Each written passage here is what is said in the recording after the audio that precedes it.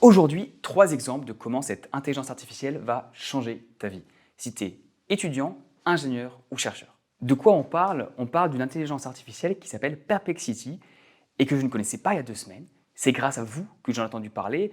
Donc là, j'avais posé une question sur l'onglet communauté et je tiens à remercier les 5 personnes qui m'ont fait découvrir cette IA. En quoi ça consiste? En une phrase, Perplexity, c'est une sorte de chat GPT mais qui te donne les sources. Commençons avec un exemple. On va avoir 3 exemples. Premier, c'était étudiant. Deuxième, c'était ingénieur, chercheur. Troisième, je te donne un cas pratique que j'ai utilisé il y a moins d'une semaine. Exemple numéro 1, tu es un étudiant et on te demande de faire des recherches pour un cours ou pour un exposé. Par exemple, tu dois t'intéresser à l'eau oxygénée, le peroxyde d'hydrogène, qui peut être corrosif à haute concentration. Tu ne sais pas ce que c'est, tu peux aller sur Wikipédia, tu peux aller sur Google, sur ChatGPT, mais tu peux aussi commencer par Perplexity. On fait donc une requête simple, qu'est-ce que le peroxyde d'hydrogène? Et pendant ce temps-là, l'ordinateur nous fait un résumé, c'est-à-dire un composant chimique constitué de 2 atomes d'hydrogène et de 2 atomes d'oxygène, blablabla. Il est utilisé comme agent de blanchiment et à chaque fois, tu vois les petits ronds à côté. Et c'est ça la grande différence avec ChatGPT, c'est que tu peux aller voir les sources. Donc, tu peux aller voir les sources qui sont indiquées en haut. Alors, c'est aussi sur ton téléphone, si tu as ton téléphone, mais là, on est sur ordinateur juste parce que je fais l'enregistrement. Et par exemple, si tu veux voir ce que c'est et que tu t'intéresses à ça, peroxyde d'hydrogène, définition et utilisation en nettoyage et désinfection, avec différentes choses. Mais l'avantage, c'est qu'il te fait une synthèse. Et imaginons que tu vas lui poser des questions supplémentaires, soit tu as des questions en bas, quels sont les dangers potentiels du peroxyde d'hydrogène, cliquons là-dessus, et il continue. Comme ChatGPT, il garde en mémoire ce que tu as demandé avant, mais il va s'intéresser spécifiquement à ta question. Voilà, ça peut être toxique en cas d'ingestion, à forte dose, risque d'empoisonnement systémique grave avec tremblement, blablabla, exposition chimique, etc., etc. Corrosif pour les métaux.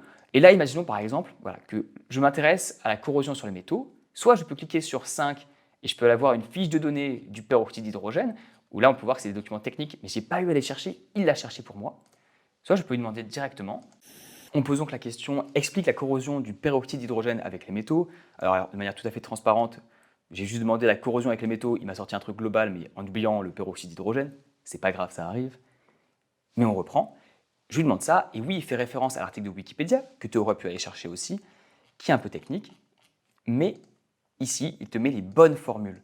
Donc, contrairement à ChatGPT et tous les modèles qui sont génératifs de mots, qui peuvent avoir des hallucinations, c'est-à-dire qu'ils vont inventer des choses pour te faire plaisir, pour juste répondre à ta question, ici, ce n'est pas le cas. Ici, c'est un logiciel en fait qui va faire des recherches sur Internet et te résumer ce qu'il trouve. Mais prenons un deuxième exemple pour voir un cas un peu plus compliqué, parce que très bien ici, c'est une définition que tu aurais pu voir sur Wikipédia, certes. Maintenant, prenons un exemple de ingénieur-chercheur.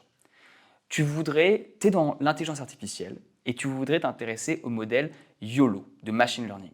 Alors, si tu ne connais pas, ce n'est pas grave, on va lui poser une question très simple. Pour cela, j'ai juste à cliquer sur le petit plus ici, New Thread. Donc moi, j'utilise tout en anglais, ça sera peut-être en français pour vous. Si on veut utiliser pour la première fois l'algorithme YOLO, qui s'appelle You Only Look Once, ça permet de faire de la reconnaissance d'objets. Mais si tu vas sur Wikipédia et que tu tapes ça dans Google, tu ne trouves pas grand-chose, il n'y a rien sur Wikipédia, il y a des petits articles, mais qui t'aident pas beaucoup. Tu vois différents outputs, mais ça t'aide pas à commencer. Par contre, Perplexity, lui, te permet d'avancer. Il te dit comment obtenir le modèle avec les liens qui t'indiquent différentes versions. Ici, c'est des papiers de recherche sur, je lui fais des questions sur le trafic, sur les voitures, c'est parfait.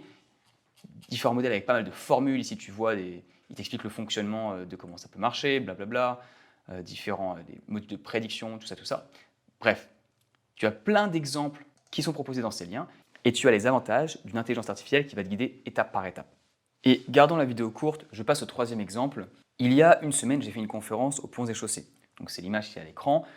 La thématique était l'IA au travail, réalité ou tromperie. Et dans celle-ci, je m'intéressais notamment à démystifier ce qui se passe vraiment au travail. Et pour ça, j'avais besoin d'avoir une étude actuelle pour avoir des petits chiffres quand même, pour arriver avec quelque chose de consistant et de la matière. Pour faire cette présentation, j'ai donc juste posé la question à Perplexity.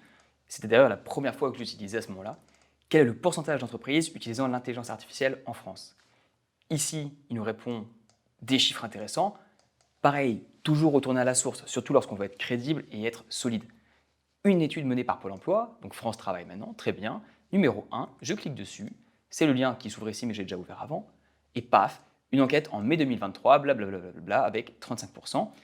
Plein de chiffres, toujours la bonne chose à faire, c'est télécharger le document, Et on arrive ici sur un communiqué de presse qui nous ramène lui-même vers l'étude elle-même. Tout ça pour dire que Perplexity permet d'arriver rapidement aux bons documents, aux bonnes études. Je vous invite à l'utiliser, c'est gratuit. Si cette vidéo sur Perplexity t'a intéressé, je pense que la prochaine va l'être aussi. C'est la différence entre ChatGPT 3.5 et 4. C'est une vulgarisation du document technique sur GPT. Merci d'avoir regardé, très bonne journée à toi.